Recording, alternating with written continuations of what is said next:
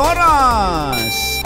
Eksakto en punto, 6:03. Humahataw, humahagupit, lumalatay na komentaryo sa himpapawid. 2x2. Walang takot sa paghimay sa masalimuot na isyu ng bayan. 2x2. Humahataw na mga balita at impormasyon. 2x2. Ating damhin, ating lasapin ang hagupit na 2x2.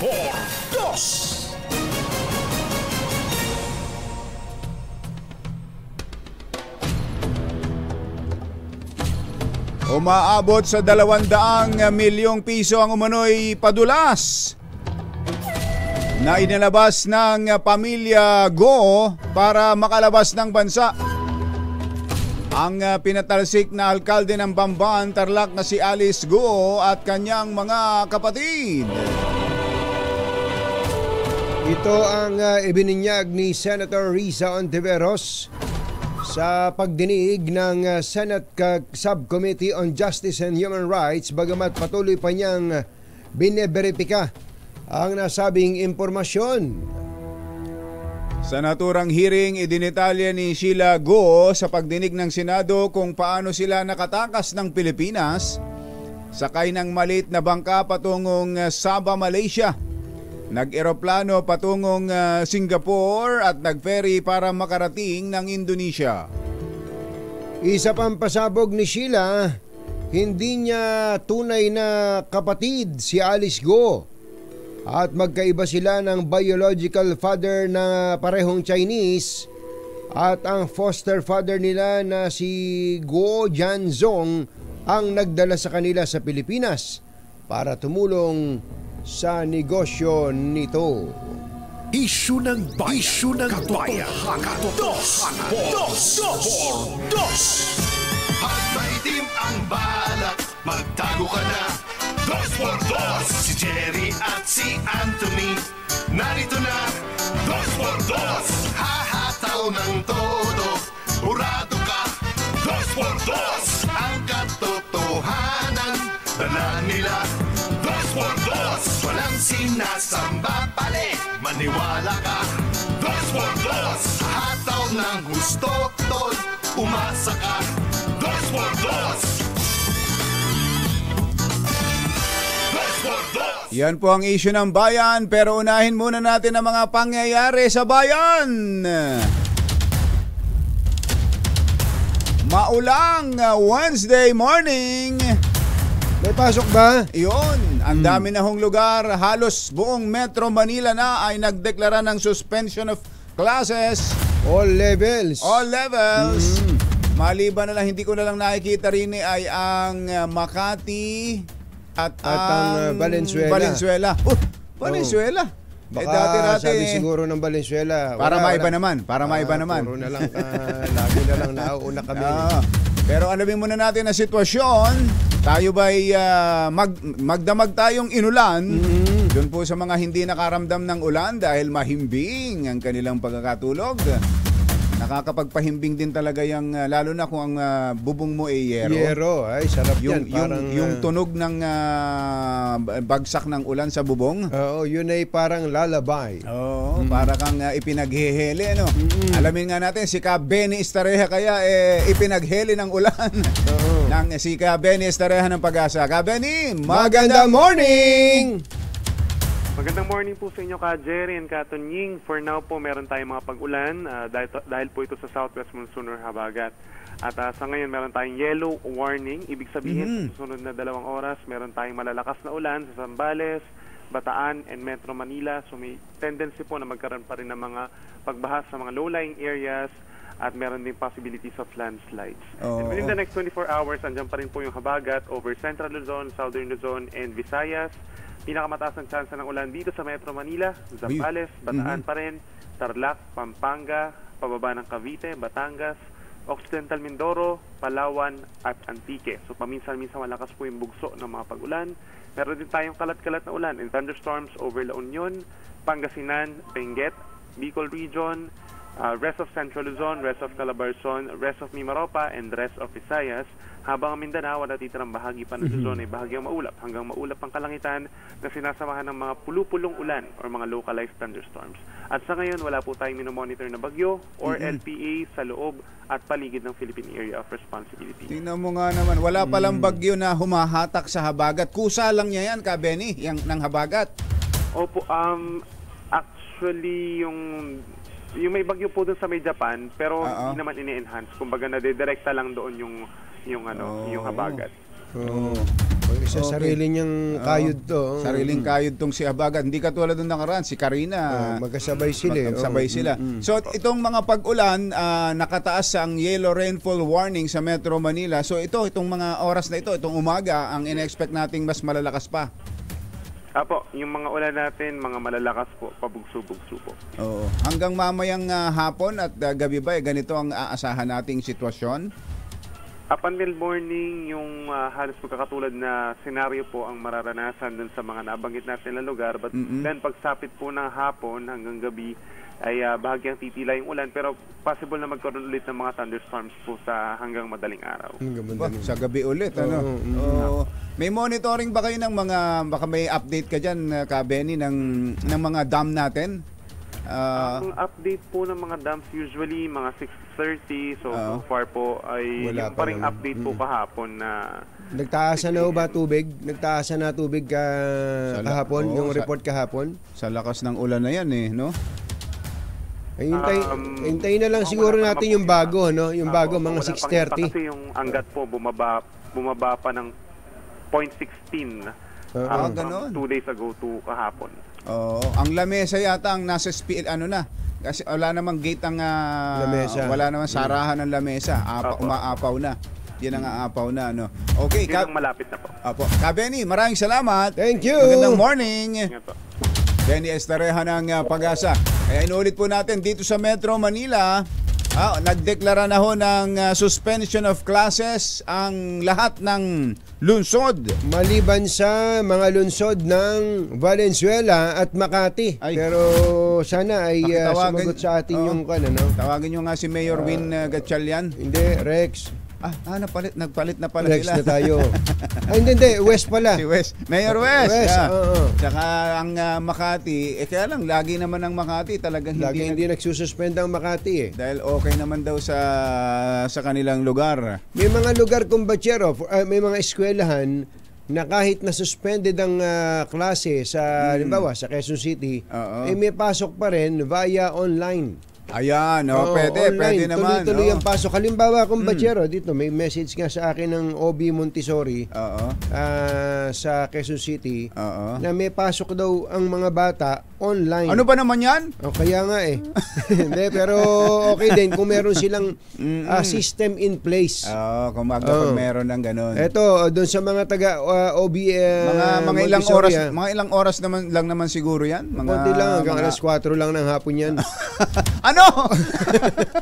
All OBMC campuses in Metro Manila will revert to online classes due to heavy rainfall. Okay. OBMC Angeles campus will follow regular on-site face-to-face classes. So, yung Metro Manila campuses ng OB Montessori, online. Ang yan naman ang inam kumbatsero nung pandemic nang matutunan. Nakapag-practice tayo ng online classes. Nang matutunan natin yung online na yan. Ayan At maaaring yung ibang mga eskwelahan, mga private schools ay meron din ganyan. Kaya alamin na lang ninyo sa inyong mga eskwelahan. Pero ayan, basta't buong Metro Manila na. Maliban sa Valenzuela at Makati, ang wala pong declaration ng suspension of classes. Ang mga kumbatsero ng bayan, Katunying at Ka-Jerry. 2x2. Oras po natin. Mr. Jalumtang, Engineer Tony Nanggel. Sakto. Lakyam Chapdihun 6:12 ng umaga. ACS Balita. Susunod na. Walang makakaligtas, walang makakalampas. Saan mang sulok ng kapuluan, Luzon, Visayas hanggang Kamindalawan. Basta't may balita, ipagwagwagan ng sikat na tagapagbalita. ACS Balita. Kasama ang 2x2 tandem Anthony Taberna at Jerry Baha. ACS Balita. Ang programang ito ay hatid sa inyo ng ACS Manufacturing Corporation, ISO certified, maker of world-class quality Pride detergent.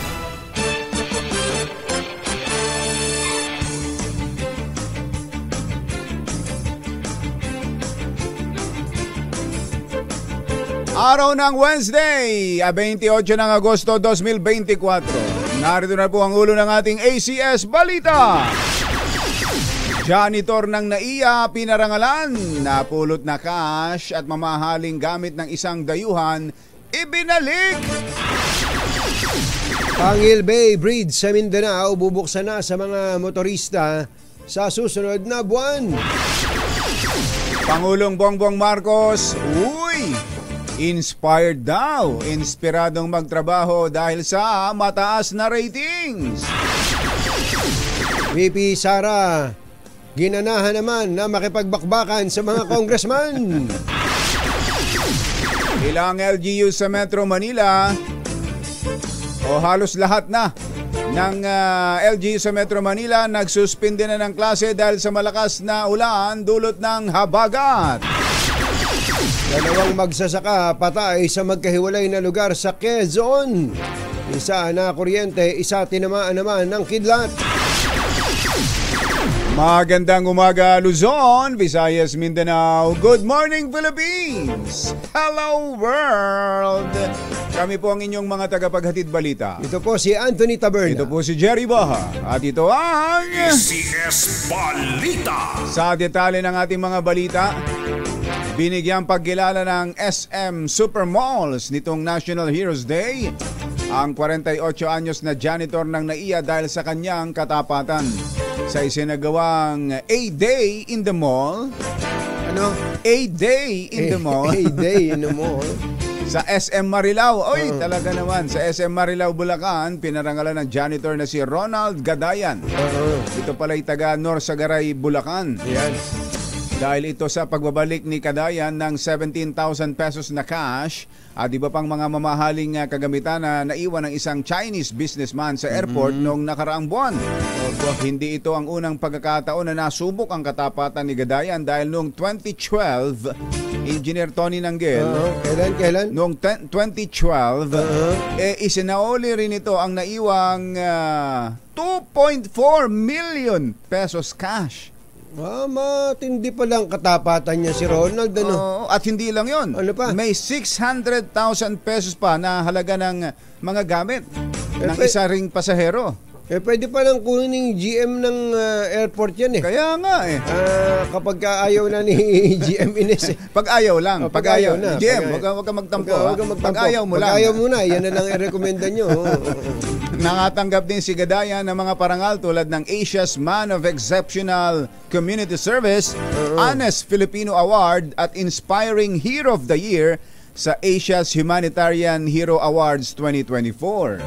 Bukod pa rito ang natanggap na a Man of Compassion and Most Trusted Employee of the Year na natanggap ng janitor na si Ronald Gadayan sa Dakilang Filipino Awards. Ayan mga a Man of Compassion and Most Trusted Employee of the Year, Dakilang Filipino Awards 2024 at Bagong Bayani Award mula sa Office of the Ombudsman noon pang 2019. At iba pa. Mariosip na tao. Matindi pa ng taong yan. Magaling pala yan. Dapat pala ito kuwin na ng hindi lang bigyan ng parangal ng SM. Gawin ng brand ambassador. President ng SM. President ng SM. Saan na ba siya nagtatrabaho ngayon?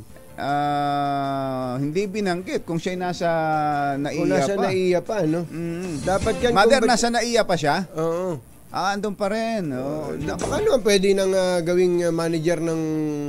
Baka naman ayaw tanggalin ni GM Ines. Ako sa bagay. At ayaw, baka mawala na sila ng honest na janitor. Isa lang ba honest Na doon? janitor. Na janitor?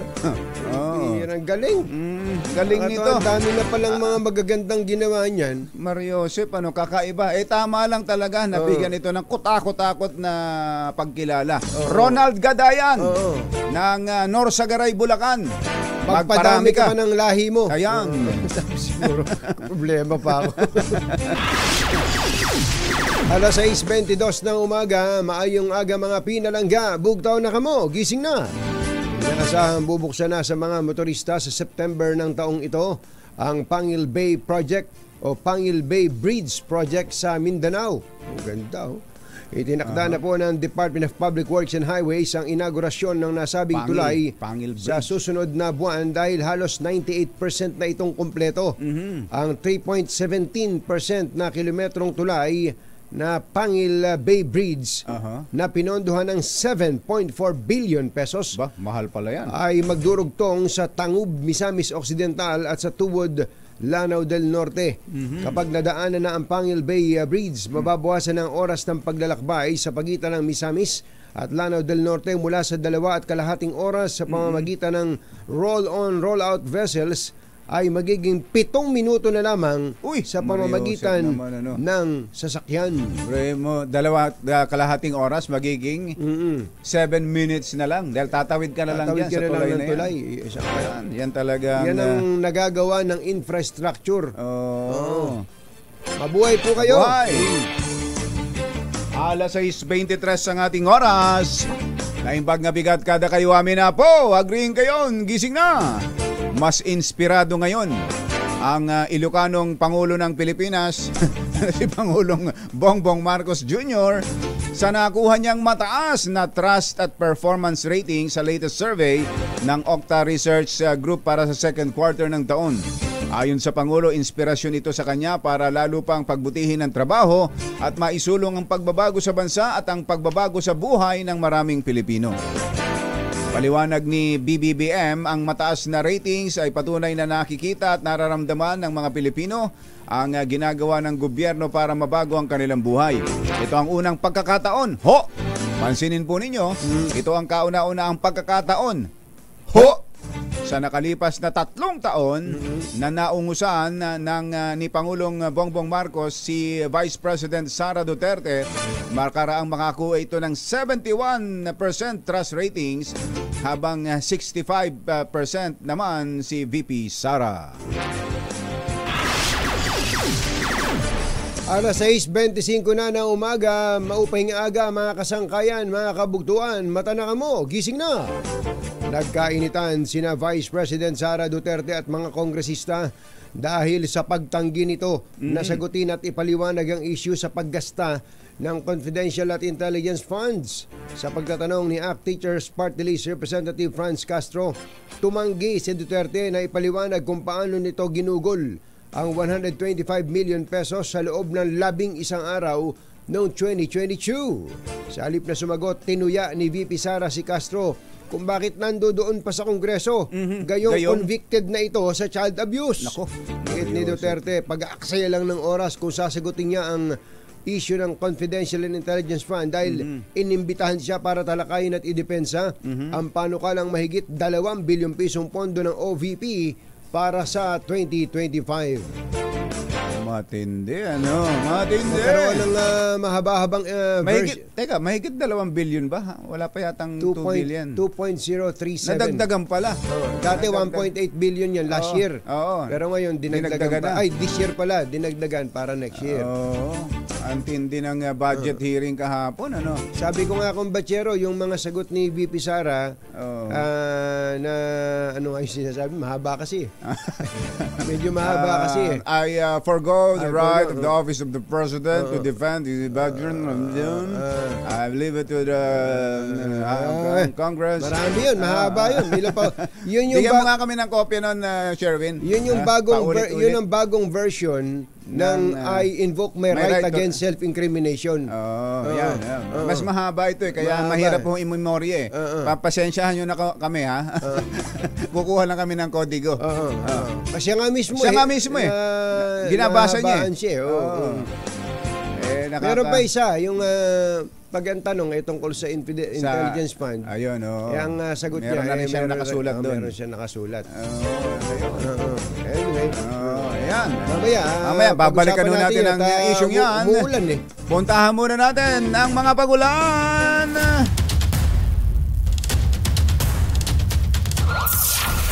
Metro Manila ngayon. Suspendido na po ang klase sa maraming lugar sa Metro Manila. Ang iba't ibang lungsod at pati ang bayan ng Pateros ay nagdeklara na ng suspension. Ang Makati ay wala pa rin, walang announcement, UL. Makati at Valenzuela. Ayun. Ito, may message na sa atin si Mayor Wes Gatchalian. Ito na Sabi pala. niya, wala po katunying. Ang tanong ko siya, may pasok po ba sa inyo? Wala po katunying. So, isama mo na. Valenzuela, walang pasok. Ayan, Ayan, ha. So, Makati na lang. Ang last man standing. May babae. Si Mayor Abby, paki-check nyo kay Mayor. May mga pagkakataon talaga nung nakaraan, hindi talaga sila nag-suspend. Sabi niya, magandang... Maayos naman ang mga eskwelahan sa Makati. Maayos, hindi nababaha. Sabi niya, may shuttle pa nga kami. Ayun. Sabi, sabay ayos na. Sabay ayos ng kwelyo niya. Sabi niya gano'n. Ganire kami sa Makati. Yan. Alamin muna natin ang sitwasyon. Ang Lamesa Dam ay awas na. Tama, Mother? Umaawas na ang Lamesa Dam. Wala naman kasing gate yun walang gripo yun Kaya awas lang yun. Kaya ang mga naninirahan sa Tulyahan River, sa gilid ng Tulyahan River ay maghahanda-handa na kayo. RH23, Edwin Duque. Kami Edwin! Sa Jerry Katunying, sa mga oras na ito ay halos maraming binaha sa ibang lugar ng Malabon. Ang isa sa mga tinutukan natin ngayon na patuloy na tumataas yung tubig, itong Kabanapi Aquino kapag pamunta ka ng Malabon na City Hall, kaya pahirapan na yung mga sasakyan na dumadaan na patungo ng City Hall. At yung ibang bahagi naman ng Katmon, ang Unet sa Del Pilar, ang Governor Pascual Avenue, ang baha at napakalalim na ng tubig hanggang patungo ito ng Arcon Banto sa boundary ng Valenzuela. Ayun. Ang iba pang dinaanan natin ngayon, ang dagat-dagatan sa may Tanigi Street, halos sa lubog yung harapan ng Northern Police District. Marami yung mga tumirik na masasakyan. Malalim, gaano kalalim, Edwin? Lampas sa tuhod yung tubig diyan sa may bahagi ng dagat-dagatan. Delikado na nga yun. Northern Police District. Titirik na talaga sa sakyan doon. Kanina ay Gunter ngayon ay bagyang bumaba na dahil nga tumila na yung malakas na magdamag na pagulan. Pero ngayon ay bigla na naman bumagsak Jerry Katunying ang ulat dito sa bahagi ng Malabon at yung level ng Tulyahan River sa may bahagi ng Piakino, konti rin ng Lungos Malabon ay makikita natin na halos lubog na yung pinakadulo ng bakal na batayan para malaman kung maximum level na yung taas ng tubig. Nagpapalala ngayon ang Malabon LGUs na yung mga may lakad na o may yung lalabas na wala na may importante lakad ay ipagpaliban na muna dahil mataas yung tubig dulot ng magdamag na pagulan at mataas pa yung tubig sa bahagi ng Tulyahan. Ano yan lugar mo, Edwin? Edwin, anong lugar yan? Yan nasa likod mo na yan, nakikita namin sa video.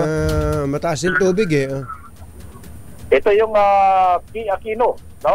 P. Aquino. Halos sa harapan na bahagi ito ng Malabon na City Hall. City Hall yan medyo may mga naglalakad sa baha. Sana yung iba natatakot na bumiyahe dahil may mga tumirik na rin, nagtutulak ng mga sasakyan kanina. Talaga? Dahil yung gustong makarating ng bayan ng Malabon para Banalingke ay naglalakad, no? Naglalakad yung may bahagi ng Lampas Tuhod, may bahagi naman ng Binte, sa reparasyon taas. Pero sa may mismong bayan ng Malabon, halos hanggang Binte yung tubig.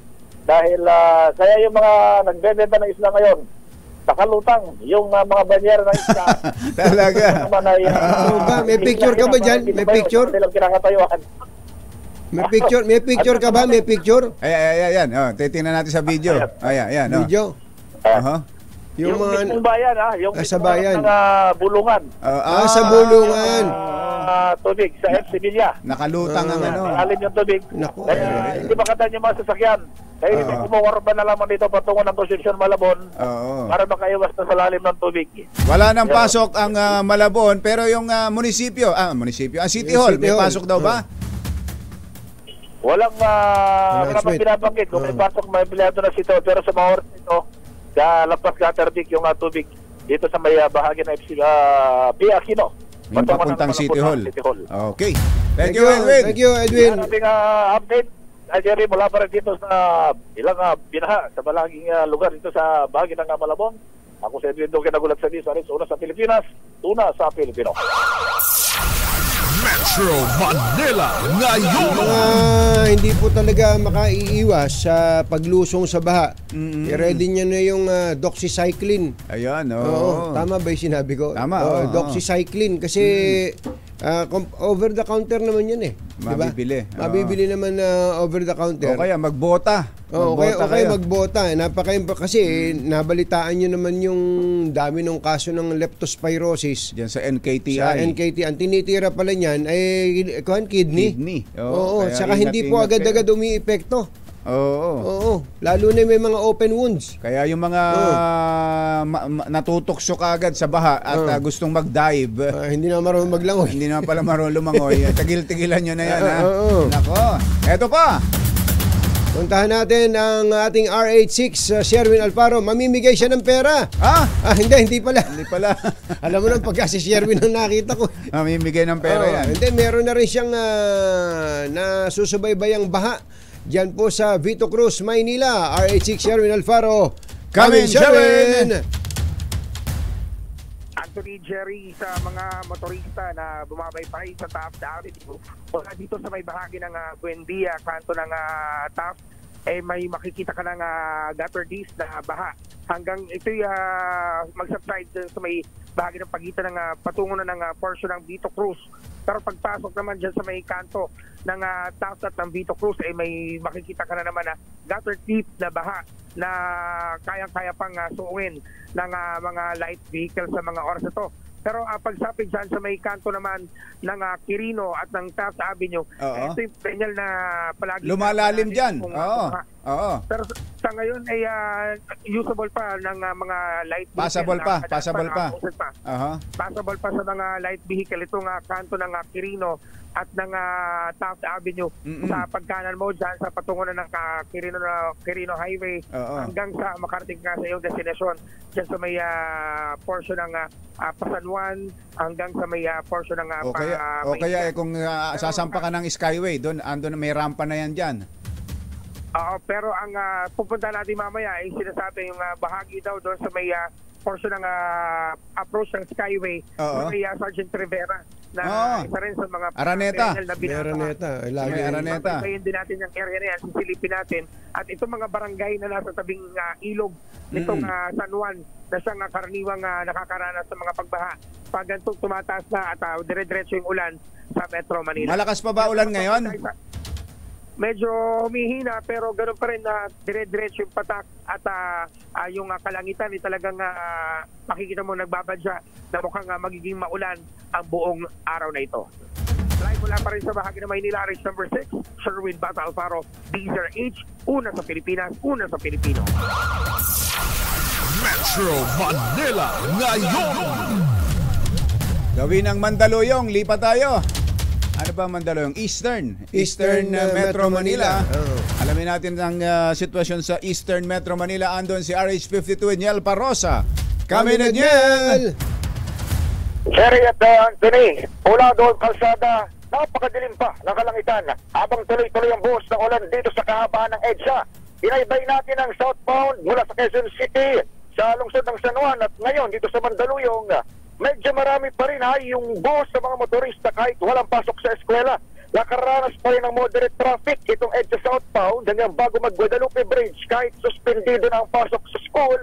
sa mga nabanggit kong syudad. Pagdating naman sa baha, pag ilalim dito sa may Show Underpass, doon na magsisimulang tumaas ng bahagyan tubig sa kalsada, partikular sa northbound direction, yung papalabas ng SM Mega Mall kung galing ka sa may Makati. Sa bahagi naman dito sa southbound, sa Boni, iniwasan ng mga motorista ang rightmost lane, palapit sa ilalim ng MRT station, dahil sa pagyanaring pagtaas ng tubig. Pag-alis natin ng EDSA, dito naman sa looban ng Mandaluyong City, mula Boni Avenue, gutter deep lang lalim ng ba dito sa may Maysilo Circle. Sa paligid lamang ito ng Mandaluyong City Hall. Kaya naman para doon sa mga motorista, bagamat kaya pang daanan itong mga ito, partikular na nung mga nagpapadyak at nung mga nagbo-motorcycle o motorcycle rider, wag niyang subukan dahil nga naman doon sa banta ng leptospirosis at siyempre, baka makadagdag pa sa aksidente, wag naman sana. At pag tumuloy pa ulan, lalalim na yan, baka mamaya hindi na rin madaanan yung lugar na yan, Edniel. Correct, mabilis tumaas ang tubig dito sa may Maysilo Circle area at hopefully gumana yung pumping station kung di ako nagkakamali. Kala ko na-solve na yung, yung circle na yan. Di ba malapit dyan ang City Hall? City Hall, yun. Oo, nakapalibot mismo sa City Hall. Tama kayo, Anthony at Jerry. May naman dito. May pasok ba sa May pasok ba sa Mandaluyong? Hindi, doon sa opisina, sa City Hall. Wala namang advice, Anthony at Jerry, para doon sa mga empleyado ng public offices. So mayroon pa rin dito sa City Hall. Kaya yung mga empleyado natin, magbaon ng bota kung kayo tatawid ng circle na ito. Para makapasok sa City Hall. Kung pwede kayo mag-taxi. Sa ngayon ba'y malakas pa ulan?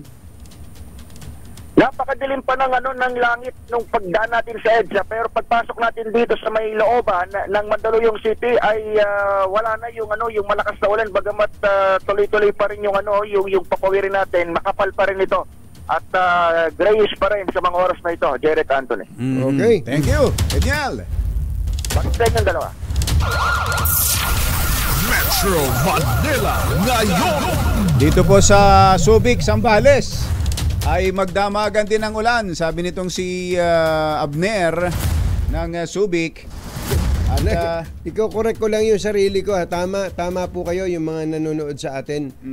Minessage ko rin yung isang doktor na kaibigan natin. Kung pala to, prescription drug pala yung doxycycline. So kailangan may resitahan ka. Hindi pala over the counter. Ang pagkakaalam ko rin kasi over the counter. Hindi pala. Napag-usapan na rin pala nung isang beses siya, nung Karina, dahil ang daming nabaha. Hindi makakabili. Hindi ka bibigyan ng butika pagka walang reseta. May ano ba yan? Ano tawag doon? Parang antibiotic yan eh. Para mga antibiotic. Diba? Yun nga. Mga antibiotic kasi talagang over the counter yun eh. Gulo. Kailangan nun ng prescription. Thank you David Robert Umanito at kay Corinne Rimonos. Thank you. Sa mga kababayan natin, balitaan nyo kami ng mga sitwasyon sa inyong mga lugar para na ipapabatid natin sa mas malaking bahagi ng ating populasyon. Samantala, ACS Balita. Magbabalik pa rin ang ACS Balita. Alas 6:40 ang ating oras. This time check, ACS Balita! ACS Balita! Ang programang ito ay hatid sa inyo ng ACS Manufacturing Corporation, ISO Certified, maker ng world-class quality Pride detergent. Hi!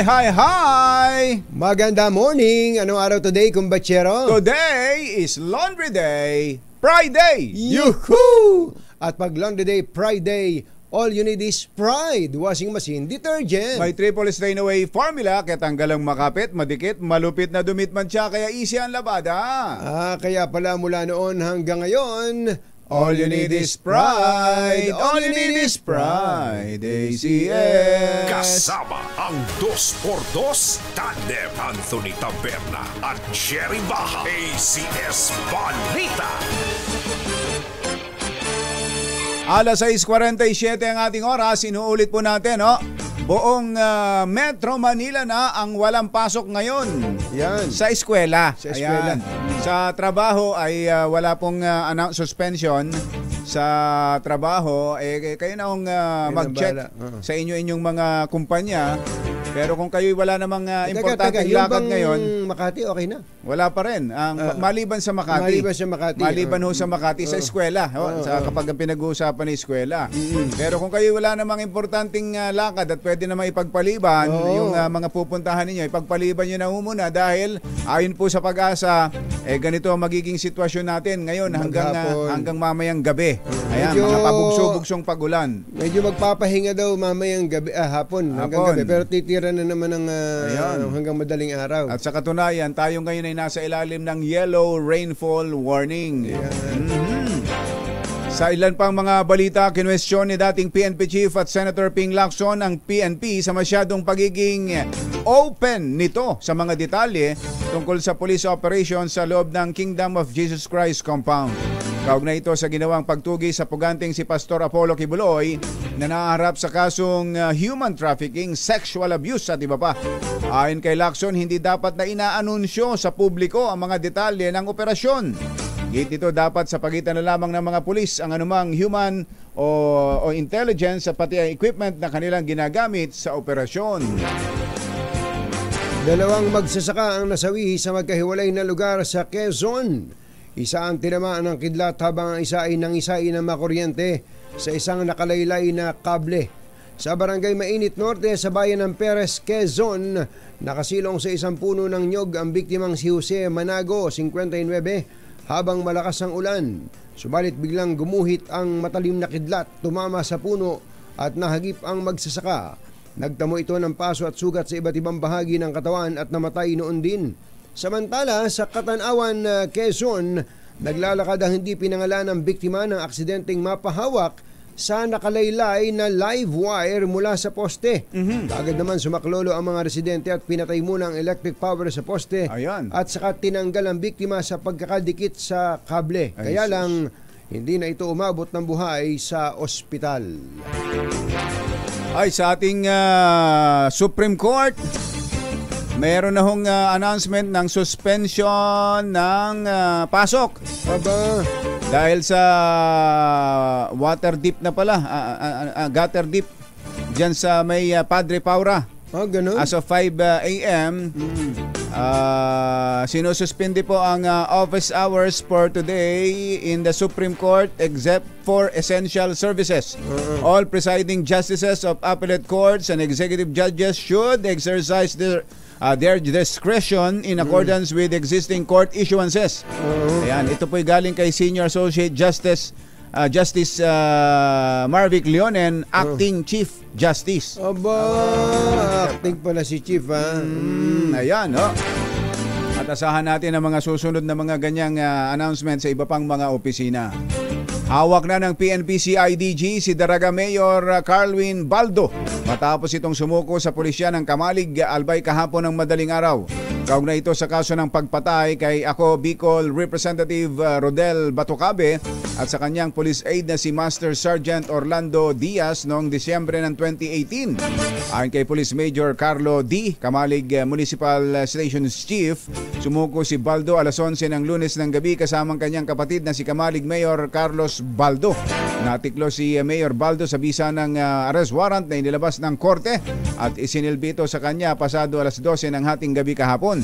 Si Baldo at 5 iba pa ay naharap sa 2 bilang ng kasong murder na walang inirekomendang piyansa. Tinawag ni Defense Secretary Gilbert Teodoro ang China na pinakamalaking tagasira ng kapayapaan sa Southeast Asia. Kasunod ito ng panibago na namang agresibong hakbang ng China sa West Philippine Sea. Ayon kay Teodoro, batid ng lahat ng lider sa rehiyon ang ginagawa ng Beijing para lumikha ng kaguluhan. Antabayanan po ang situation report ng ating mga RH reporters. Kaugnay po ng patuloy na pagulan na naranasan dito sa Metro Manila. Naghatid po sa kabuuan ng ating ACS Balita. Ito po si Jerry Baha. Ito po naman si Anthony Taberna. Kasama ang 2x2 Tandem Anthony Taberna at Jerry Baha. ACS Balita. Balitang maaasahan. ACS Balita. Ang programang ito ay hatid sa inyo ng ACS Manufacturing Corporation, ISO certified, maker ng world-class quality Pride detergent. Number 1. Bayad po! Oh, sukli. 15 minus 40. Punta siya ng Valenzuela. Nako, nasa NLEX. Oo. Kumusta bang daan dyan? Pero ang Valenzuela ho ay pinakahuling nating nalaman na nag-suspende na ng klase dito po sa Metro Manila. Kaya pala ganun kumbatsero, yung mga taga Valenzuela, alam na nila. Alam na nila. Dahil meron daw silang meron silang mekanismo, may ordinansa na kapag ganitong sitwasyon ay matik na. Pasok. So wala na rin pong pasok sa lungsod ng Valenzuela. Kumusta kaya sa Nueva Vizcaya? Nueva Vizcaya, Kuyang Jerry Espidillon, birthday pala ni Ate Sally, ha? Birthday pala ni Ate Sally. Happy birthday, Ate Sally. Saan sila? Sa Nueva Vizcaya. Nueva Vizcaya.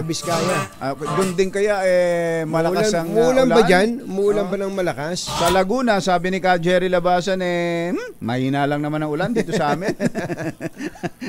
Meron pang... May pa-ismid pa. May pa-ismid May pa. pa-ismid pa. Aya, Jerome Tang, magandang morning. Kumusta ba dyan sa may Del Monte Avenue? Sa lugar ng Intercon Laboratory, bukas ba ngayon? Yung mga Del Monte Avenue pa ba yan? Ano ba tawag doon? Nagkamali ka na. Oo, Hindi nga ba pala. FPJ na yan? FPJ na ba yun? Hindi ba yun yung FPJ? Pinalitan na. Oo nga pala, ano. Teka muna, yung Roosevelt yata ang pinalitan. Roosevelt yata. Nalito tuloy ako. Hindi na kasi tayo masyadong natadaan din sa mga kalye na yan. Pero ang advice ho natin, wag nang lumabas kung hindi importante dahil baka malubog lang sa baha yung mga may sasakyan. Ayan. Ang dami hong mga sasakyan na hanggang ngayon ay hindi na ipapagawa dahil lumubog dahil doon sa Carina at sa Habagat nitong nakaraang baha. Huwag nyo nang dagdagan. Ang hirap bumili ng segunda mano ngayon. Ang hirap bumili ngayon. Ang hirap bumili ng segunda mano. Ang ganda ng forma. Dati, naundoy ba yan? Ngayon, nakarena. alamin natin ang sitwasyon sa ibabang lugar sa Metro Manila.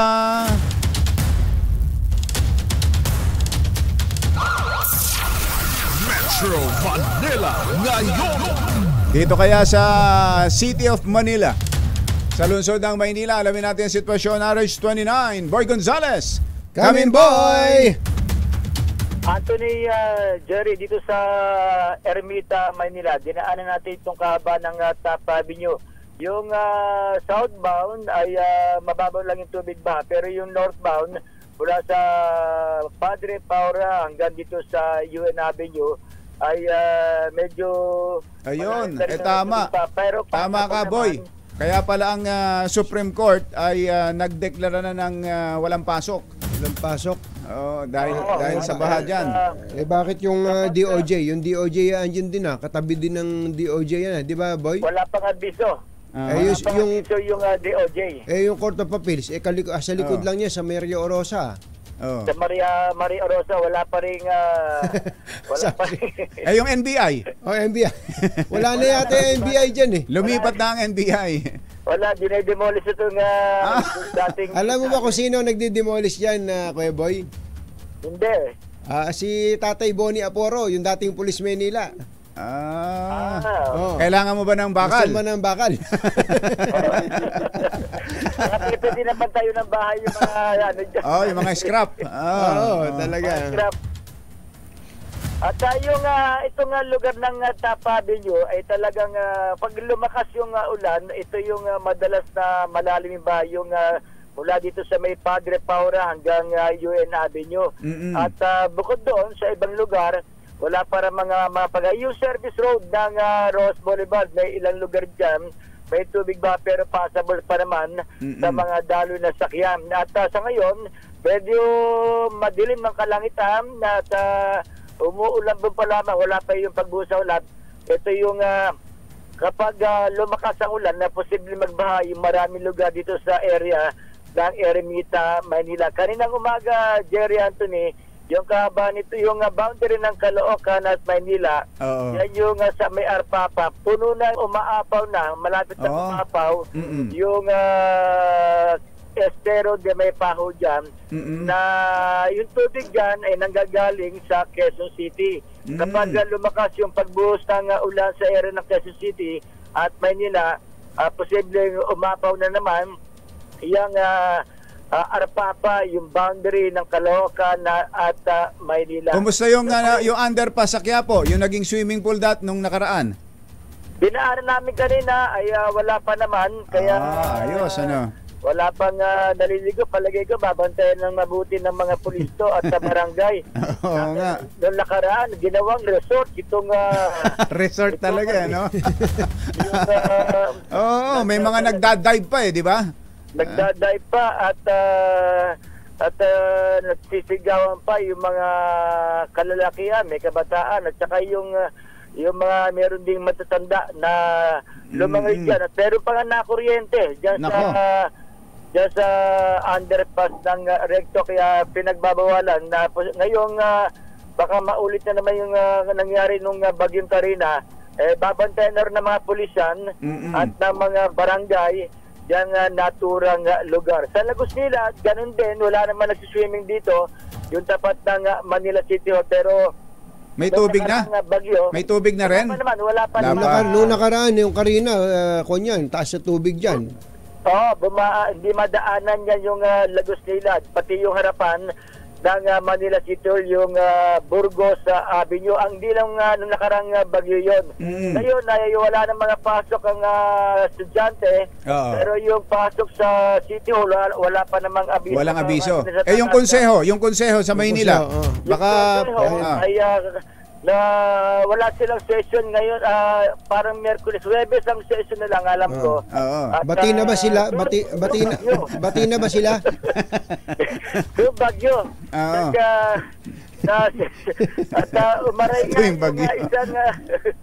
umaray nga yung kahapon ay may session, Martes, at nagsalita yung konsehal, yung SK, yung leader ng Sangguniang Kabataan, kasi nung nakaraan parang sinabusan ni Vice Mayor Yul Serbo na walang ginagawa. Pero nung kahapon, nung nagsalita siya, pinakita niya sa kanyang pagsasalita kahapon na marami naman nagawa yung kanyang yung SK na si Ibay. Yan mga mainit na politika sa Maynila. Pero sa ngayon, inaantabayan natin dahil sa mga kulimlim na Jerry, Anthony, itong kalangitan, antabayan natin yung mga lugar na madalas na bahain dito sa lungsod ng Maynila. Itong si Bay Gonzales para sa DCRS. Una sa Pilipinas. Metro Manila ngayon. Magandang umaga pala kay Director Dennis Ayag. Director Dennis Ayag, magandang morning. Director ba ng pelikula yan? Hindi. Siya ay gumagawa ng mga tulay. Director ng DPWH. Matagal niyang kinukwento sa atin yung tungkol sa Pangil Bay Bridge na to At ito daw ay isa sa pinaka importanting public works project dyan sa Mindanao. Kasi ano yung binanggit natin kanina, kapag ka ikaw ay nag-ferry 2.5 hours. 2.5 hours. Ngayon 7 minutes na lang. Makakatawid ka ng kabilang probinsya in 7 minutes. Matindi. Kaya yan talagang mabubuhay. Infrastructure talaga ang kailangan natin. Ay, Bong Luterio. Tatahi-tahimik ka, birthday mo pala. Maringal Bong Luterio, happy birthday. Binabati ka ng buong Maringal Class of 1988 at ganoon din kay Toinks Valenzuela. Happy birthday, Maringal Toinks Valenzuela. Happy birthday. Sabi nitong si Court Administrator Raul Villanueva, Court Admin, magandang morning sa Supreme Court. Ang direktiba daw po ni Acting CJ Marvin Leonen sa Metro Manila, they are given the authority to suspend work if the rains make it difficult for them to operate. Really? Or order an early dismissal later in the day. Come on. But why?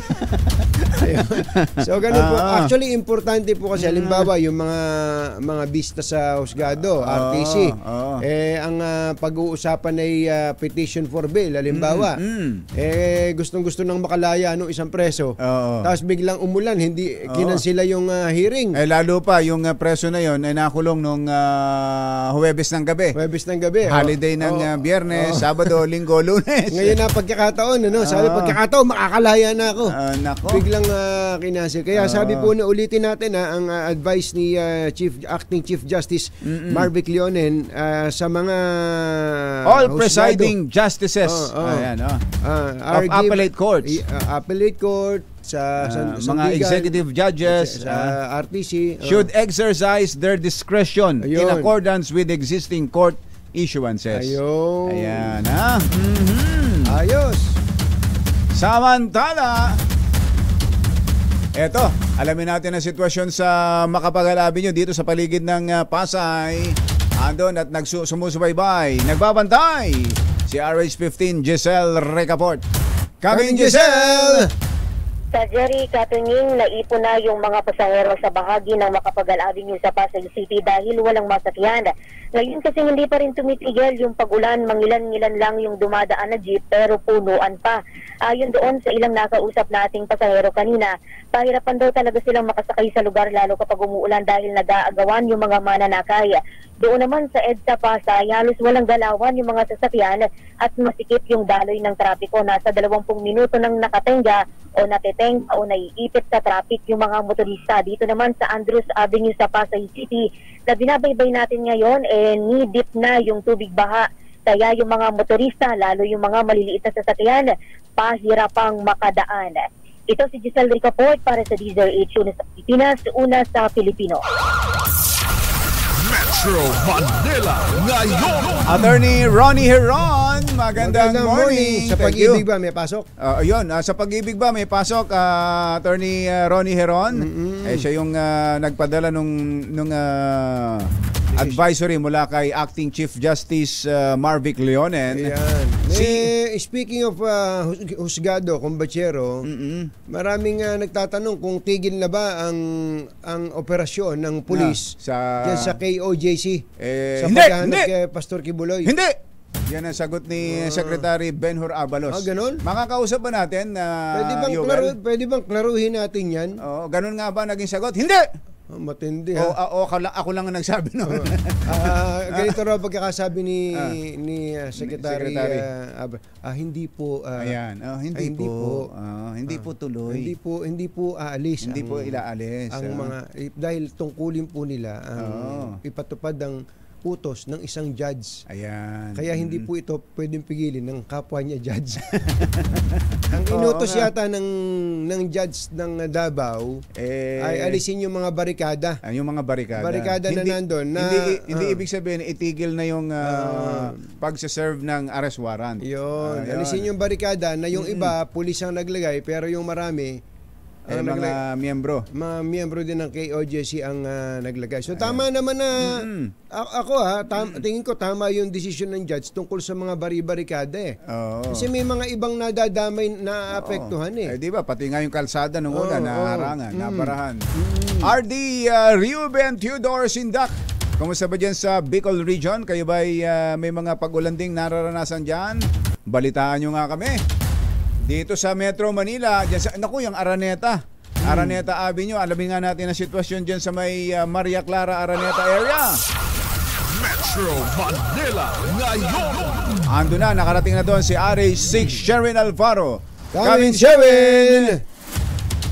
Anthony Jerry, nadadaanan na paunti-unti ng mga motorista itong kahabaan ng Araneta Avenue, corner Maria Clara, dito yan sa Barangay Santo Domingo sa Quezon City. At kanina nga alas 4 ng madaling araw halos tigil ang mga lahat ng sasakyan na galing doon sa may portion ng Quezon Avenue dahil nga pagtapit dito sa may bukana ng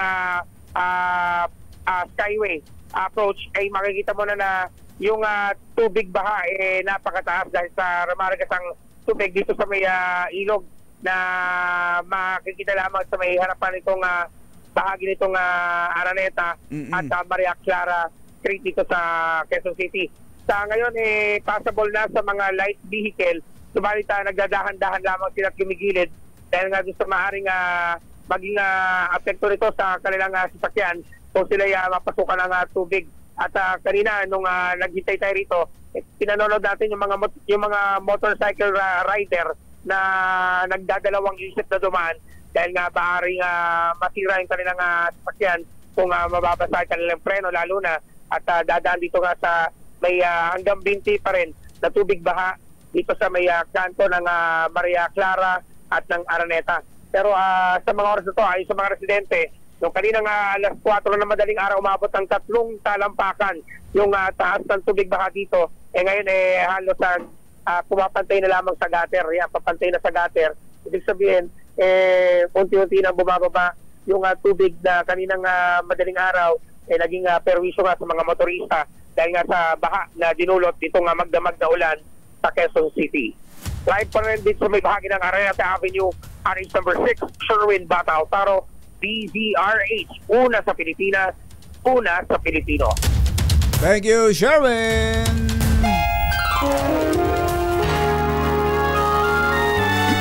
Kauna-unahan sa Pilipinas. NBC Manila Broadcasting Company. DZRH, member kapisanan ng mga broadcaster ng Pilipinas. Member KBP, oras! Engineer Tony Nanggel, 7:12 ng umaga. Balitang bagong-bago, balitang dapat alam mo, balitang magdadagdag ng talino dahil bagong impormasyon, makibalita, unang-una sa DZRH. Pangunahing balita kasama ang 2x2 tandem nina Anthony Taberna at Jerry Baha. Araw ng Miyerkules sa 28 ng Agosto 2024. Narito na po ang ulo ng ating mga pangunahing balita. Sheila Guo kumanta kung paano sila nakalabas ng Pilipinas gamit ang maliit na bangka. Pag-aproba sa panukalang 2025 budget ng OVP na diskaril dahil sa bakbakang VP Sara at ilang congressman. Pangulong Bongbong Marcos walang nakikitang overkill sa paghahanap kay Kibuloy. Pagtugis ng PNP sa pastor, tuloy. Metro Manila, binaha sa magdamag na pagulan. Pasok sa eskwela maliban sa Makati City, suspendido. 4 na biktima ng fake tourist scheme na harang sa Clark Airport sa Pampanga. Ilang na mga lugar na apektado ng African swine fever, sumipa sa halos 500.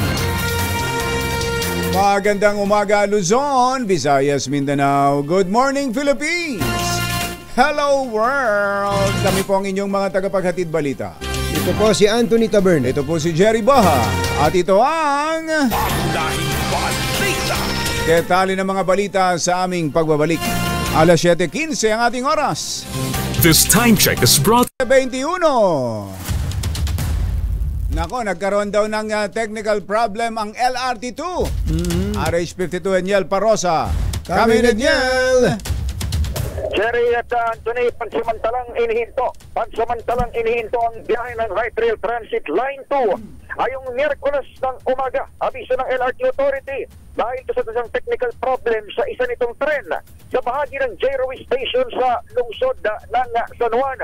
Wala pang binabanggit o inaantabayaran pa ang abiso kung magpapatupad ng provisional na biyahe itong LRT2 dahil itong technical problem ay narito specifically sa lungsod ng San Juan. So buong report. Edniel, so buong stretch ng LRT2 tigil ngayon?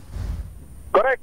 Buong operasyon ng pansamantalang inihinto. Isa sa mga antabayaran natin kung magpapatupad sila ng limited na biyahe na karaniwang ginagawa kapag na-pinpoint na isang particular na istasyon kung saan na-detect ang technical problem. Okay. Thank you, Edniel Parosa. Pangunahing balita. Alas 7:22 ang ating oras. Nasa linya na natin, kumbatsero, si Secretary Benhur Abalos ng DILG. Secretary, magandang morning! Yes, sir. Jerry Katungin, magandang morning po sa lahat po ng mga nakikinig. Apo. Pakiklaro nga po yung order ng husgado dyan po sa Davao. Pinatitigil na po ba ang pagsiserve ng arrest warrant? Pinaalis po ba ang mga pulis dun sa KOJC compound? Well, sa mga nakikinig po, kaklaruhin ko, no?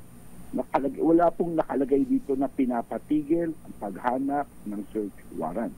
Wala po. At bilang patunay, kung gusto nilang Katunying at Jerry, babasahin ko lang para sige po, go ahead po. Mga kababayan, no? The court, under the current situation, sees the urgency to direct the PNP 11 to immediately cease and desist from any act or omission that threatens the life, liberty, or security as well as the properties of the petitioners. Tatagalugi ko lang. Sige po, sige po. Ninyo. Ang hukom na ito, sa sitwasyon na ito, ay nakikita na dapat idirekta ang PNP 11 na kaagad, no, na tumigil sa anumang akto na pagte-threaten ng buhay, ng life, ng liberty, kalayaan at seguridad, galing na rin ang mga ari-arian ng mga petitioners. Ito yung pinaka-importante, the PNP 11 is hereby ordered to remove all forms of barricades, barriers or blockades that bar the access to and from the subject compound and hinder the petitioners' religious, academic, proprietary rights and the pursuit thereof by its officers and members within the surrounding premises. Ang PNP 11 ay ino-orderan na tanggalin lahat ng form ng barikada, barrier, blockade, no, na nagbabar, na humaharang sa access papunta at palabas ng compound at naghihinder ng karapatan ng mga petitioner sa kanilang religious, academic, and proprietary rights, no, sa pag-pursue nila ng kanilang opisyalis at membro doon sa lugar na iyon. So malinaw, sa pinasa ko, walang sinasabing ihinto nyo ang paghuli kay Kibuloy, no? Kaya nga kasamang Jerry at kasamang Katunying ngayong umaga ay magpa-file ako ng query dito na mismo, no? Ano bang ibig sabihin ng order na ito? Definitely tuloy-tuloy ang aming operasyon. Yun ang pag-usapan namin dito sa kapulisan, tuloy-tuloy yan. Pero pagdating dito sa mga barikada, etc., ano ba ito? Dahil hindi naman nagte-threaten ng life, liberty, or property ito eh. Pangalawa, yung tinatawag na writ of amparo, hindi nag-a-apply ito when the Complaint Act is lawful and in accordance with valid court processes. This is a continuing police operation to implement a warrant of arrest. At pangalawa, yung court order, no, hindi niya pwedeng orderan yung co-equal niya kasi ang Pasig branch at ang Davao branch ay nag-order ng arrest. ng arrest. Pagkapantay kayo, ang pwedeng sa inyo, mas mataas sa inyo. No? So, pangatlo, matagal na, meron na kami hiningi ng transfer nito, ng change of venue. Hindi pa rin naaktuhan nito. No? So, in any case, pinal na namin ito at isapal na namin ito ngayong umaga. So hindi po ito TRO gaya nung nababasa natin sa ilang mga social media sites, kundi Temporary Protection Order, TPO. Tama po kayo, Jerry. Sana maliwanagan ng ating mga kababayan diyan kasi baka ito yung misinformation, yun ang na medyo hindi tayo kakaintindihan, no? Kaya nasisimula yung mga gulo-gulo. So, iba na yung magkaintindihan po tayo. This is a temporary protection order. Hindi po nito hinihinto ang pag-aresto po, paghanap po kay Pastor Kibuloy. Okay, so nananatili po sa KOJC compound ang mga polis at yung mga barikada lang ang inalis, Secretary? Well, maski yung barikada, kung na-question po namin ngayon, no, hanggang ma-clarify po kami rito. May mga na-raise kami points sa korte po mismo. Okay. Ano pong report sa inyo ng PNP? Andun nga daw ho ba sa pagkakaalam nila si Kibuloy? Well, maganda na ang mga development na nangyayari, no? May mga report sila, may mga makina na mga ginamit, may mga aso na nandun, no? Kaya nga tandaan po natin, kamukha po nung nabanggit ko, ito'y higit kumulang 30 hektarya. Napakalaki po nito, na punong-puno ng gusali. At meron kaming nakitang mga hidden passageway, mga structures, no? Talagang po iyan ng ating kapulisan. Sana maunawaan po ito ng ating kababayan kung bakit kailangan pong talagang masusing inspeksyon po ang bawat isa. 30 hectares. Pero pang 5 araw na ito ngayon, Secretary, pwede ba nating masabing any time ay matatapos at ang operasyon at mahuhuli si Pastor Kibuloy? Well, all indications ay maganda nga po, no? May siguro naman lumabas na po sa pahayagan na may mga nakikita mga ano sa ilalim, no?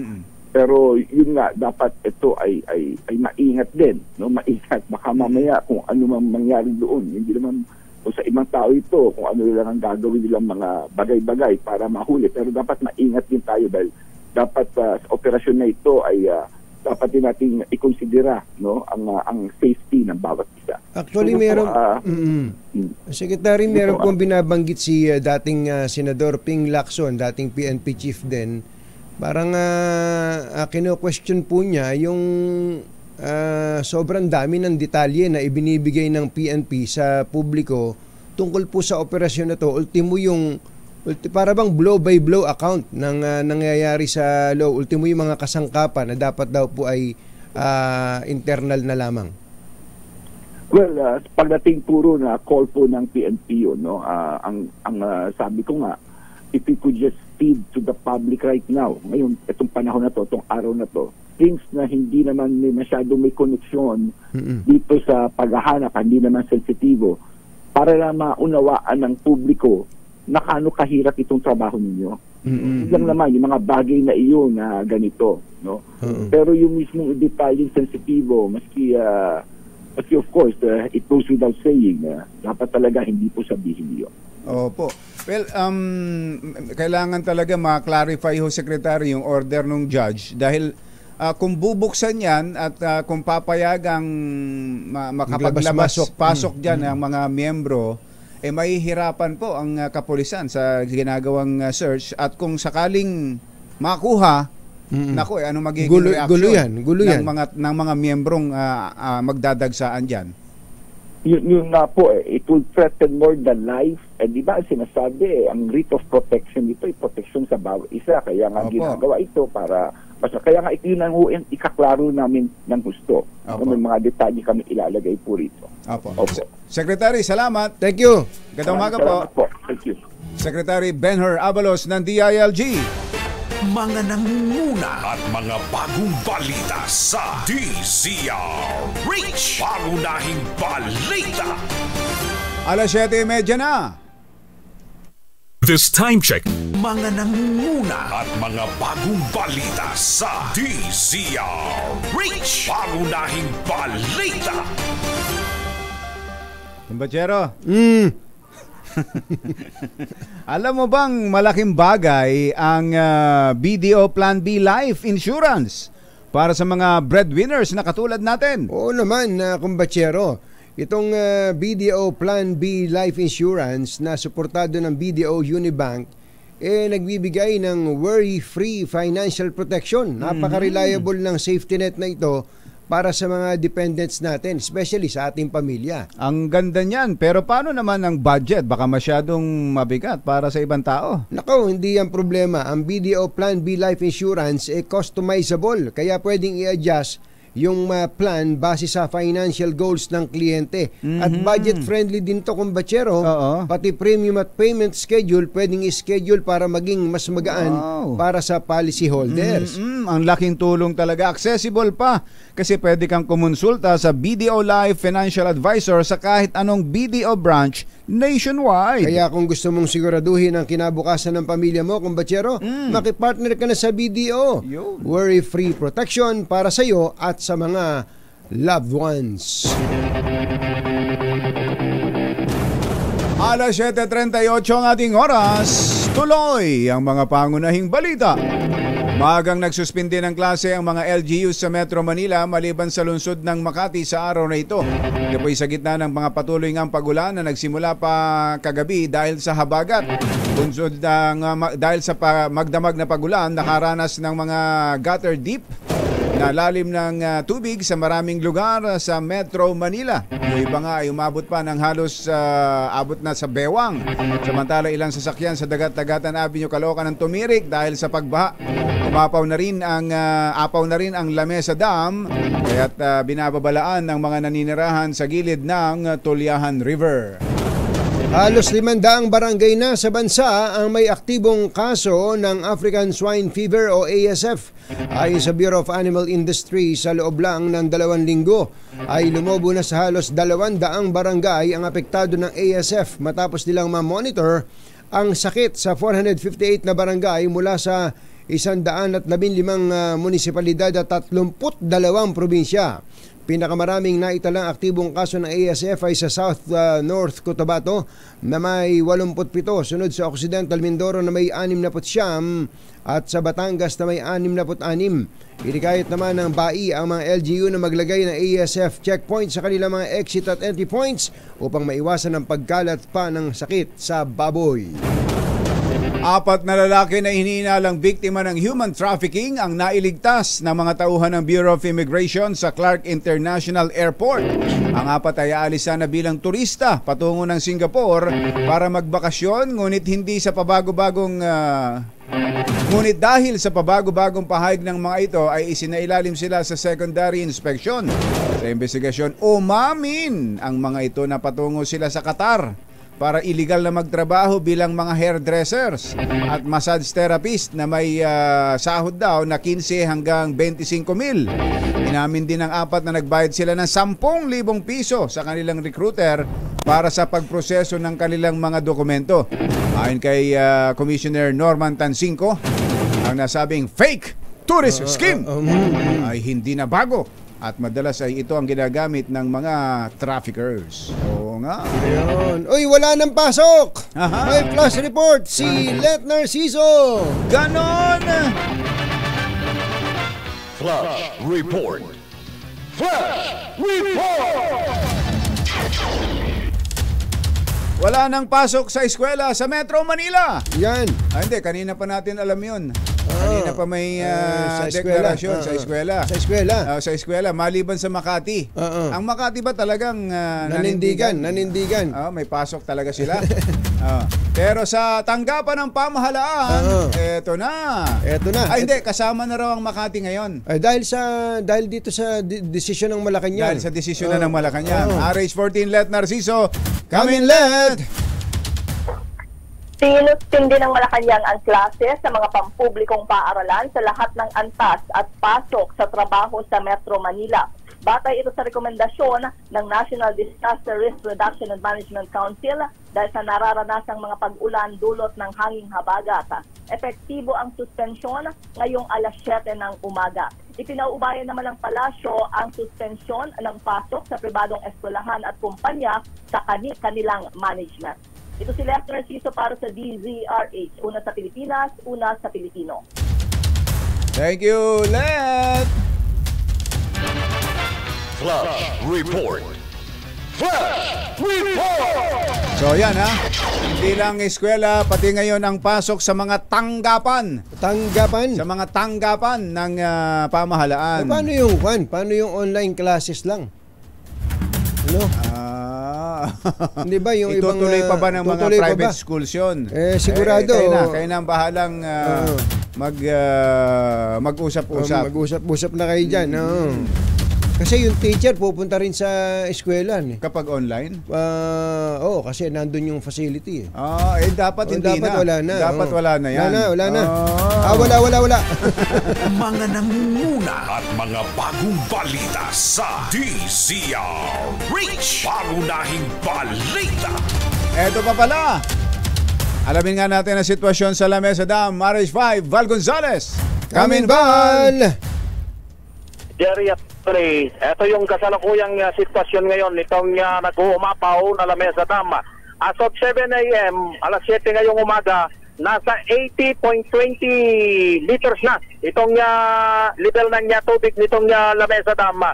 Lumampas na ito ng doon sa 80.15 meters na spilling level nitong dam. Kung makikita ninyo dito sa aking likuran, parang, ay patuloy may falls doon sa pag-aapaw. Patuloy sa pag-aapaw ito, talagang naglalagaslas.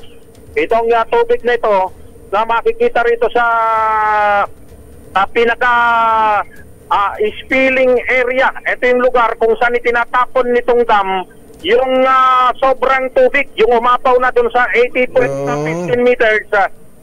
Nadadalhin dun sa iba't ibang mga lugar dito sa lungsod ng Quezon. Saan ang bagsak niyan? Yung yung 'di ba umaapaw. Saan diretso niyan? Ilog, Tulyahan. Ang unang pupuntahan nito yung itong bahagi ng Tulyahan River, pero ang mga barangay na unang maapektuhan, siyam ito, Jerry at Anthony, siyam na mga lugar dito sa Quezon City, ang kagyat na makakaranas ng pag-apaw ng tubig kapag hindi kapag naharang yung Tulyahan River. Halimbawa ay mayroong mga dumi, mga basura, sila ang babahain. Ito yung mga lugar na ito: Greater Lagro, Quezon City; Greater Fairview, Quezon City; North Fairview, Barangay Nagkay, Sangnayon; ang Palmera Homes na nasa rin ng Novaliches, ang Santa Monica na bahagi rin ng Novaliches, Quezon City, maging ang Novaliches proper, at ang Barangay Gulod, maging ang Barangay San Bartolome. Ito yung mga lugar na unang makakaranas ng pagtaas ng tubig dun sa mga residential area kapag hindi nagtuloy-tuloy yung tubig dyan sa bahagi ng Tulyahan River, pababa dyan sa bahagi ng Kamanaba, particular na dyan sa bahagi ng Malabon City. Kaya kanina kausap ko itong si Binibining Roda Inaldito, ang manager ng Lamesa Dam. Alas 3 pa lamang kanina nang makipag-ugnayan sila sa Quezon City Disaster Risk Reduction and Management Office upang sila naman yung division ng local government units na direktang makikipag-ugnayan dun sa mga binanggit kong lugar at force evacuation. Yung kanilang ipinatutupad kanina pang alas 3 ng madaling araw kung kinakailangan. Dahil gaya ng aking binabanggit na Jerry Anthony, kapag hindi nagtuloy-tuloy yung tubig, talagang yung siyam na mga lugar na binanggit ko, ayun yung makakaranas ng hagupit ng tubig na nag-uumapaw ngayon dito sa bahaging ito ng Lamesa Dam. Sa ngayon ay Malakas ba ulan? Medyo ulambon na lamang. Ulambon na lamang yung nararanasan ngayong oras na ito. At maganda pala dyan, Val, maganda pala dyan sa inaawasan ng tubig na yan ng Lamesa Dam, pwede bang pamisa-misan magtampisaw dyan? Pinapayagan ba nila? Ang mga nagtitraining dun sa ating pambato, dun sa yung bangka, ano nga bang tawag? Rowing. Dito sila. Rowing. Yun. Yung rowing din natin para ang isipin mo lang lagi yung kamukha mo si Richard Gomez. Diba? Ganun, rowing yun tayo kasi roper Akala ko itatanong ninyo, Jerry Anthony, pwede bang mangisda rito? Dahil ang lalaki ng mga isda rito. Malalaki? Pwede? Ipinagpapawal. Kailangan magpaalam ka muna bago ka mangisda rito dahil kapag mga panahon na bumababa yung water level nitong Lamesa Dam, halimbawa ay panahon ng Marso hanggang Abril, ay bumababa, ay doon madaling mangisda dahil naglalabasan yung mga malalaking isdang nahuhuli. Mga lokal nating mga isdang nahuhuli dito sa Lamesa Dam, pero bawal po yon. Hindi basta pinapayagan yung pangingisda.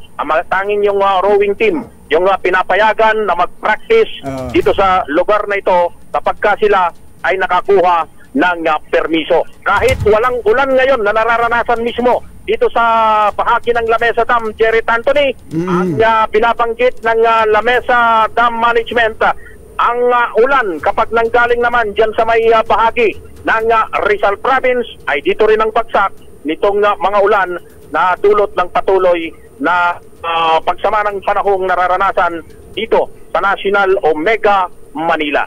Yan pa rin ang pinakauling sitwasyon mula rito sa umapaw ng La Mesa Dam dito sa bahagi ng Quezon City. Ako si Val Gonzales, DZRH sa Pilipinas, una sa Pilipino. Thank you, Val! Pangunahing balita! Alas 7:48.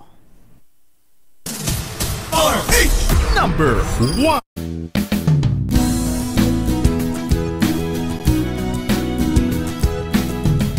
Magbago man ang panahon, doon kami sa gawang Peerless. Champion, mula sa baretang pangmatagalan, purong powder. Hanggang sa mapulang liquid detergent. Kaya sa labahan, Champion! Tapat na walang katapat. Tinesting. Sinuri. Siniyasan. Ang resulta? Super effective ang Shield sa pagpatay ng bakterya at virus. Shield Antibacterial Soap. Believe ang mga eksperto sa Philippine Nurses Association. At si Mami. Tiwala ako sa Shield. Shield Antibacterial Soap. Napatunayang mabisa. Ang mga nurse, tiwala. ACS! Hello, Washi! Laundry day na naman! Yay! Anong meron? Mancha ng chocolate, putik, may libag pa. Kaya natin yan! With Pride Washing Machine Detergent, may triple stain-away formula. Tanggal ang makapit, madikit, at malupit na dumit mancha. Kaya easy-easy ang labada. Mula noon hanggang ngayon. All you need is pride. All you need is pride. ACS. Bakit panatag ang loob ko sa MX3? Kasi tested and proven ito na may alpha, beta at gamma mangosteen. Mga natural na nutrients mula sa mangosteen. Meron din itong seal of quality excellence at manufactured sa GMP at ISO certified na planta. MX3 capsule is my choice. Tunay, natural at original. Mahalagang paalala, ang MX3 capsule ay hindi gamot at hindi dapat gamiting panggamot sa anumang uri ng sakit. Magbago man ang panahon, doon kami sa gawang Peerless. Champion, mula sa baretang pangmatagalan, purong powder. Hanggang sa mapulang liquid detergent. Kaya sa labahan, Champion! Tapat na walang katapat.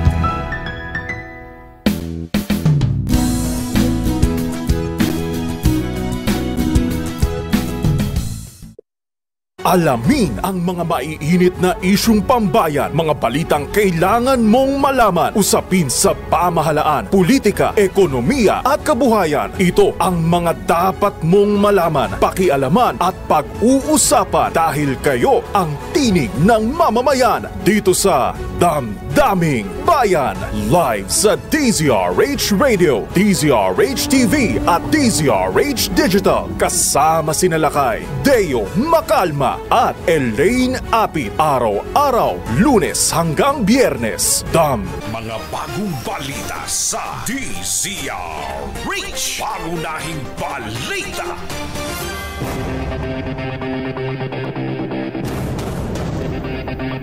Tuloy ang mga pangunahing balita. Ibinunyag ni Sheila Go na nobya o girlfriend ng kapatid ni Alice Go na si Wesley Go, si Cassandra Leong. Sa hearing ng Senado, inamin ni Sheila na tanging sa pangalan niya lang kilala si Cassandra Ong mula sa pagbabanggit ni Wesley. Nakilala lamang daw niya si Ong noong nagpunta na sila sa Malaysia. Matatandaan na si Ong ay incorporator ng Pogo Hub na Lucky South 99 sa Porac, Pampanga. Si Cassandra Ong, kanina narinig ko nung tinanong ni Senator Risa, kailan nakilala mo lang siya sa Malaysia? Opo. Hindi mo siya dito nakilala sa Pilipinas? Hindi, pangalan na ang narinig ko sa Pilipinas. Okay, paano mo narinig? Anong narinig mo tungkol sa kanya? Kay Wesley po. Anong sabi ni Wesley? Mukhang girlfriend niya ata. Mukhang girlfriend? Mukhang girlfriend o girlfriend niya? Okay lang yun. Wala din naman illegal ang girlfriend. Girlfriend niya. Okay. So, inamin ni Wesley sa'yo na girlfriend niya si Cassie. Si Cassie. Pero hindi pa ako nakita. Sheila Ong sa pagtatanong ni Senator Win Gatchalian. Iniwanin niya yung girlfriend niya, no? Oo. Kasi parang napabayaan, kaya nahuli. Si Wesley nauna daw kasi, nauna. Si Wesley Gatchalian, mayor ng... Si Wes? Hindi, Wes, iba yun. Si Wesley Go. Nakabalik yata ng Singapore. Nakabalik yata ng Singapore. Ngayon tinitrace pa. Si Alice Go nasa Jakarta pa. May nag-message sa atin si Kuyang Dakila Palomo na matagal nang nasa Jakarta. Sabi niya iba din ang samahan ng Indonesian Chinese community rito Kaya pwede ring kung makaka-penetrate si Alice Go doon dapat mabilis talaga ang kilos diyan. Nagkaroon na ng linaw kung paano nakalabas ng Pilipinas ang sinibak na alkalde ng Bamban Tarlac na si Alice Go at kanyang mga kapatid na sina Sheila at Wesley Go. Sa pagharap ni Sheila sa Senado, idinitalye nito kung paano sila nakatakas sakay ng 3 magkakaibang bangka, isa rito yung malaking bangka para makarating sa Malaysia. Bago ito, sinabi ni Sheila na isang van ang sumundo sa kanila sa farm at bumiyahe mula hapunan hanggang hating gabi. O kasi galing kami sa bahay, tapos may sunto sa amin na isang sasakyan. Saan kayo dinala? Anong klaseng sasakyan? Van. And then saan nga kayo dinala? Hindi ko alam kung sa yung lugar. Siguro biyahe kami ng ilan oras. Hindi ko mga ilang oras? Ilan kayo ron sa van? Po? Ilan kayo sa van? 3 po. 3? Sino? Kaming 3. Sino? Sinong 3? Si Alice tsaka si Wesley po. Sabay pala kayo ni Alice, lumayas. Sabay kayo ni Alice, lumayas dito sa Pilipinas. Opo. At yung... Yun. Sabay-sabay silang lumayas. Ang tinig ni Alice, ni Sheila Go, aka hindi ba meron binanggit Mier na alias Sang Mier, yung sinabi sa atin ni Commissioner. At mukha pong may masisibak talaga dito. Mukhang may sisibakin, sabi ng Pangulong Bongbong Marcos. Mukhang meron talaga. Malapit na. Ayan.